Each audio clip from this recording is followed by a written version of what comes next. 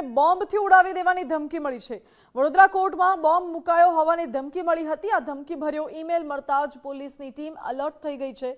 સાથે જ dog squad અને બોમ્બ ડિસ્પોઝલ સ્ક્વોડની ટીમ પણ ઘટના સ્થળ ઉપર પહોંચી અને તપાસ હાથ ધરવામાં આવી। પોલીસના ઉચ્ચ અધિકારીઓ ઘટના સ્થળે પહોંચ્યા હતા। હાલ તો કોર્ટ પરિસર ખાલી કરાવવામાં આવ્યો છે અને તપાસ કરવામાં આવી રહી છે। વધુ જાણકારી સાથે સંવાદદાતા અલ્પેશ લાઈવ જોડાઈ ગયા છે।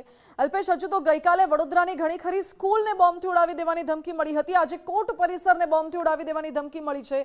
શું તપાસ અત્યારે ચાલી રહી છે? શું કંઈ વધુ વિગતો સામે આવી છે? શું આ બંનેનું કોઈ કનેક્શન છે?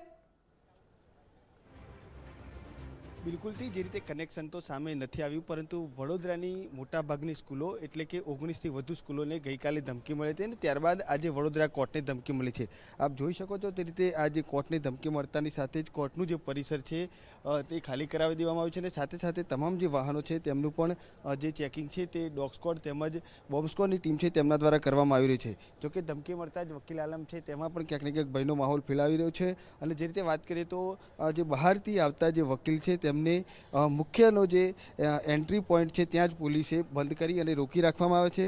વકીલો અને પક્ષકારો કે જેઓ કોર્ટમાં આવતા હતા તેમને પણ હાલ બંધ કરવામાં આવે છે। પોલીસની ટીમોએ આખો આ જે મોરચો છે તે સંભાળ્યો છે અને કોર્ટનું જે પરિસર છે તેને પણ સઘન રીતે હાલ ચેકિંગ કરવામાં આવી રહ્યું છે। જે રીતે મેલ મળ્યો છે અને મેલની અંદર માત્ર બોમ્બથી ઉડાવી દેવાની ઉડાવી દઈશું તેવું જ લખાણ છે તે લખવામાં આવ્યું છે તેવી વાત છે ને તેને લઈને પોલીસની જે વિવિધ એજન્સીઓ છે જે મોરચો છે તે અહીં પહોંચ્યો છે અને તપાસ છે તે હાલ કરવામાં આવી રહી છે। પોલીસ કહી રહી છે કે પેનિક થવાની જરૂર નથી, અમે તમામ જે સુરક્ષા એજન્સીઓ છે તે અહીં મોકલી છે અને ચેકિંગ છે તે કરી રહ્યા છીએ। કોર્ટના અંદર આવેલા જે પક્ષકાર કોર્ટની અંદર જે રહેલા લોકો હતા તેઓ હજુ અંદર જ છે અને પોલીસ છે તે પેનિક ન થાય તે માટે તમામ જે એજન્સીઓ છે તેઓ પણ અહીં પહોંચી છે। શું કહેશો? ધમકી મળી અને કોર્ટનું પરિસર પણ ખાલી કરાવ્યું છે। આ કૃત્ય જેણે પણ કર્યું છે કાયરનું કૃત્ય છે, કારણ કે કાયર લોકો જ આવા કૃત્ય કરે। અમે એવું કહીએ છીએ કે વડોદરામાં જે છેલ્લા 2-3 દિવસથી આ પ્રકારે ચાલી રહ્યું છે, આ કોઈ સંજોગોમાં ચલાવી ના લેવાય અને અમે પોલીસને એવું કહીએ છીએ, અમે પહેલાં પણ કહ્યું કે પોલીસ આવા તત્વોને પકડીને વકીલોને સોંપી દે, વકીલો એનો ન્યાય કરશે। આપણે તારીખ નથી પડવા દેવા અને સીધો ન્યાય કરીશું, કારણ કે કોઈ એક વ્યક્તિ એક મેલથી આખા ન્યાયતંત્રને બાનમાં લેવાનો પ્રયત્ન કરે તો અમે સાખી નહીં લઈએ, કારણ કે we are officer of the court, અમે આ સ્પષ્ટ માનીએ છીએ। અને આજની આ જે ઘટના છે એ લોકો માટે પણ જાગૃત થવાની ઘટના છે। લોકોએ આનાથી પેનિક થયા વગર આપણે આપણા કામમાં મસ્ત રહેવું જોઈએ।